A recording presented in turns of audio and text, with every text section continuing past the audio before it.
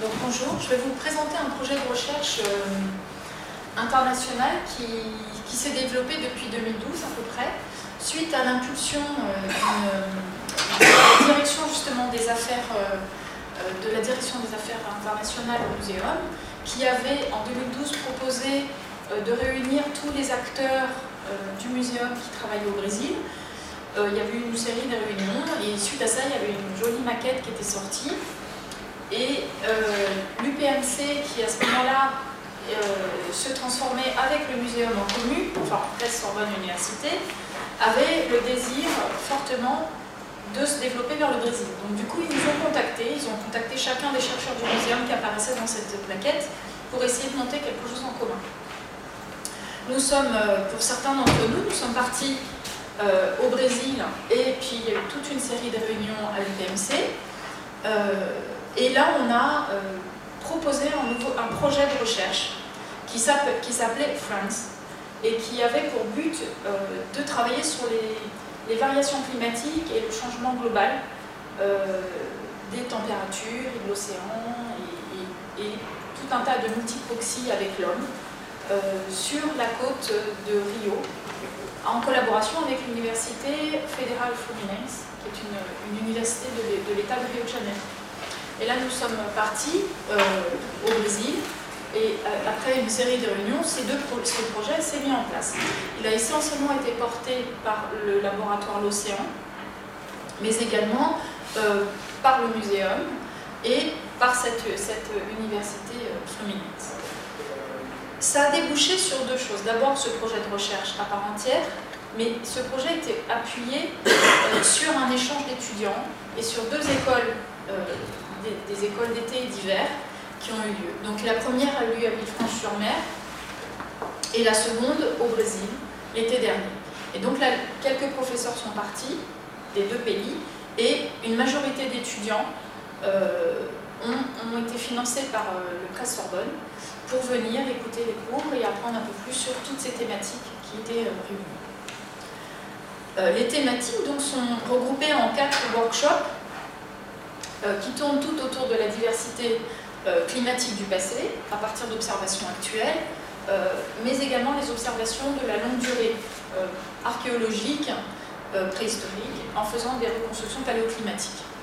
On voulait également regarder les érosions des côtes et les sambakis, qui sont des amas coquillers archéologiques, bioconstruits avec une série de coquillages et de restes d'animaux marins, permettaient de protéger une partie de ces côtes qui n'ont pas été détruites, de par leur présence, n'ont pas été détruites par les villes modernes. Et également, on voulait mieux comprendre le climat du passé pour mieux comprendre les aléas climatiques actuels, puisqu'il y en a de plus en plus, surtout sur cette côte brésilienne. Et il y a tout un volet également d'adaptation sociétale, d'études des économies des différentes sociétés brésiliennes, y compris les favelas. Donc voici le sujet en tant que tel, c'est le résumé du projet. L'idée étant surtout, pour résumer ça, de travailler à différentes échelles de temps, que ce soit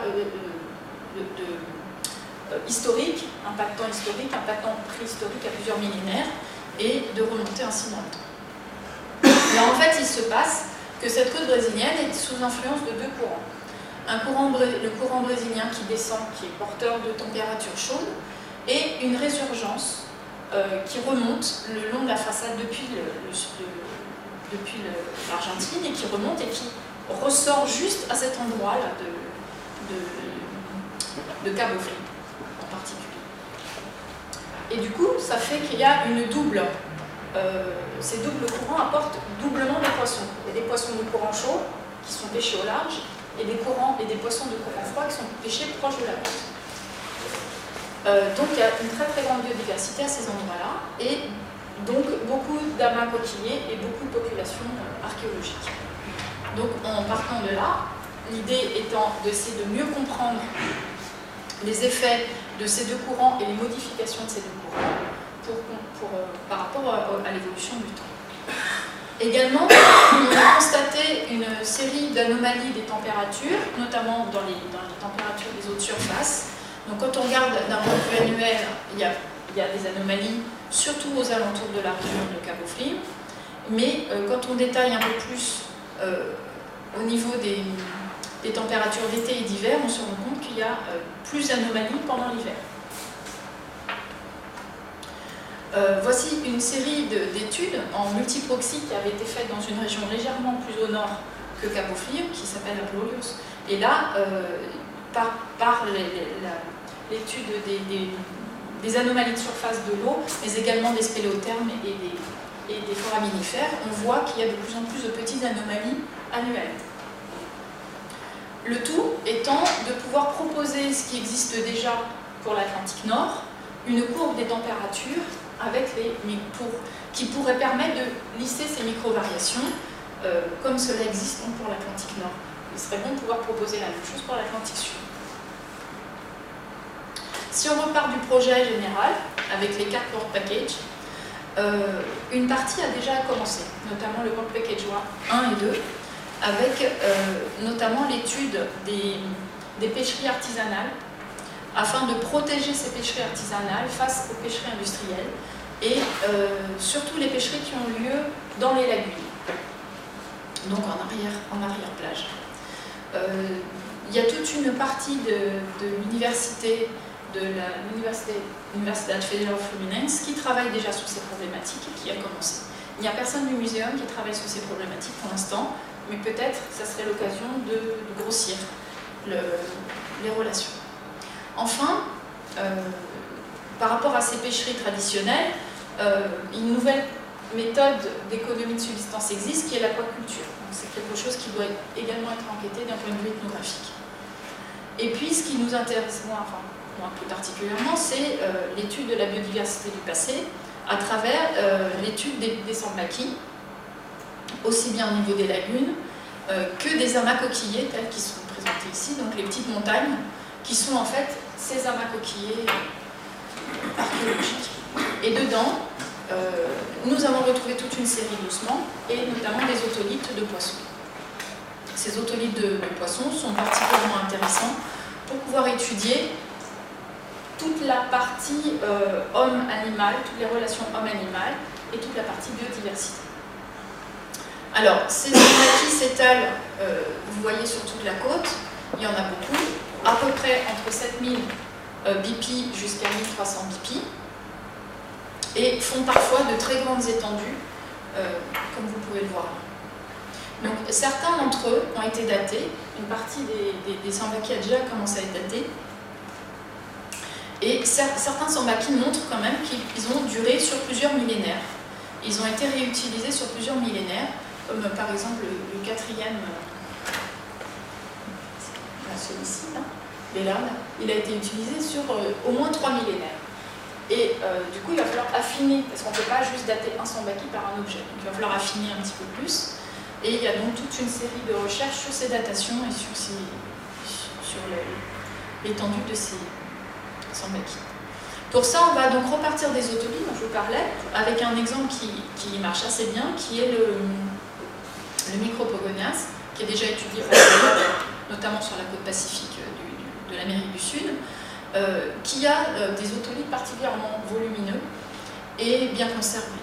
Donc ces Micropogonias vivent très longtemps, 16 et 18 ans, et ont une vie, au début de leur vie, sont dans les lagunes, naissent dans les lagunes, puis ils partent en mer, et ils reviennent tous les ans pour frayer dans les lagunes.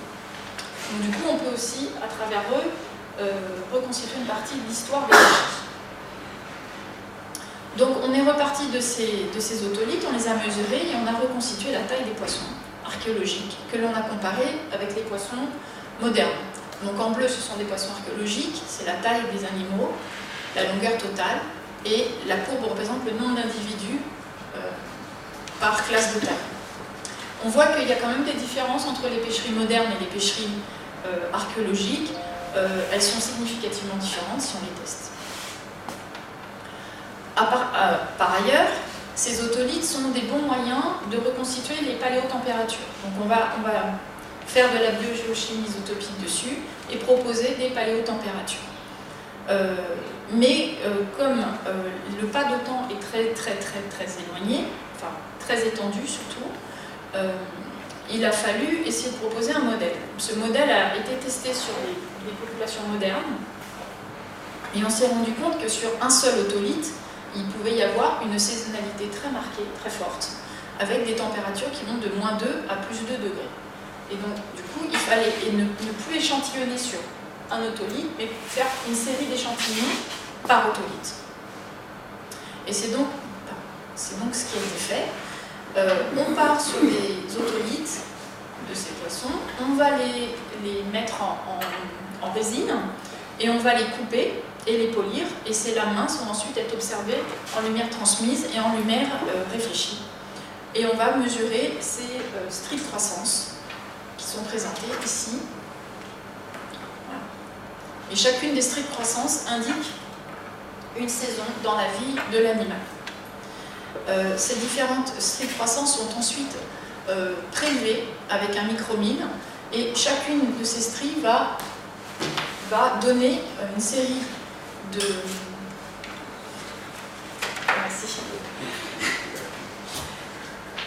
Donc chacune de ces stries va être prélevée, et les échantillons vont être ensuite testés au spectromètre en oxygène 18 et en carbone 13. À la fin, on va avoir... Bon, certains individus sont assez âgés, celui-ci par exemple a 7 ans, et le premier n'avait que 3 ans. Donc du coup, ça multiplie le nombre de prélèvements à faire, c'est assez fastidieux. Voici toute une série d'otolithes qui ont été prélevés ici au muséum l'année dernière, puisque une des étudiantes du projet brésilien est venue au muséum pour pouvoir faire ces échantillonnages avec Élise Dufour. Et donc voilà, les résultats font que toutes ces différentes marques annuelles et saisonnières sont ensuite replacées les unes par rapport aux autres. Cet individu montre qu'a priori, il est resté dans la lagune. Les courbes de température et de carbone montrent qu'il n'y a pas de différence notoire dans la vie de cet individu. Par contre, cet individu-ci, alors il se lie à l'envers, on part du cœur de l'otolithe et on remonte vers son âge.